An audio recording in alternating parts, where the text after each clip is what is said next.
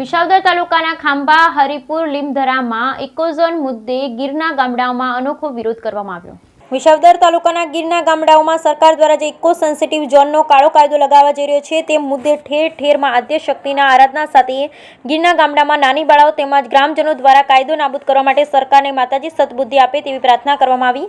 વિસાવદર તાલુકા ગીરના ગામડામાં બાળાઓ દ્વારા તેમજ ગ્રામજનો દ્વારા ઇકોઝોન મુદ્દે નાની બાળાઓ તેમજ ગ્રામજનો દ્વારા કાયદાનો વિરોધ કરવામાં આવ્યો, જેમાં નાની બાળાઓ દ્વારા હે અંબેમાં ઇકોઝોનના બંધ કરવા માટે સરકારને સદબુદ્ધિ આપો તેવા બેનરો હાથમાં રાખી અને માં નવદુર્ગાના ગરબા રમવામાં આવ્યા। સરકારને માતાજી સદબુદ્ધિ આપે તેવી પ્રાર્થના પણ કરવામાં આવી, જેવો અનોખો વિરોધ કરવામાં આવ્યો। જો કાયદો નાબૂદ કરવામાં નહીં આવે તો સમર્થ ગામ લોકો દ્વારા ઉગ્રથી ઉગ્ર આંદોલન પણ કરવામાં આવશે તેવી ચીમકી પણ આપવામાં આવી। Bureau report Asif Kadri, Visavadar.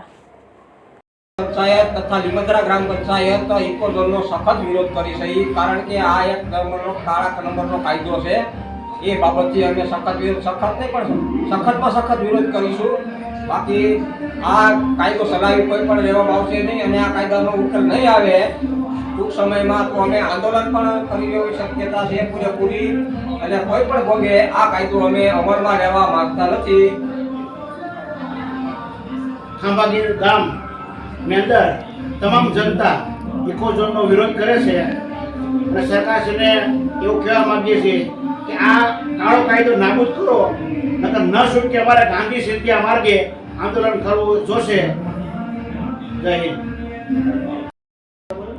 આજ રોજ લીમધરા ગામે તેમજ હરિપુર ગામે માં જગદંબાના સાનિધ્યમાં સરકારે જે કાળો કાયદો ઇકોઝોન બહાર પાડ્યો છે એના સખત વિરોધમાં લીમધરા ગામની બાળાઓએ તેમજ ગામ લોકોએ તેમજ હરિપુર ગામની બાળાઓ તેમજ ગામ લોકોએ આ કાયદાનો સખત વિરોધ કર્યો છે અને આવનારા દિવસોમાં વિસાવદર તાલુકાના તમામ ગામડા આ કાયદાનો સખત વિરોધ કરશે। નમસ્કાર।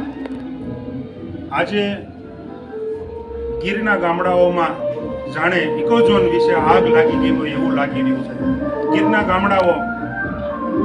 ગામડાઓ ઇકોઝોનના વિરોધમાં હાથમાં કિંડી લઈ અને બેનરો લઈ અને સરકારશ્રીને કહેવા માંગે છે કે સરકાર આ તમારો કાળો કાયદો પાછો લઈ લો।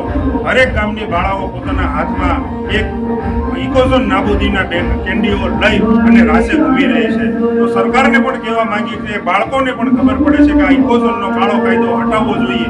તો હું સરકારને ભલામણ કરું છું કે સરકાર આ કાયદો હટાવો, નહીં તો અમારી ગીર ભાગી જશે।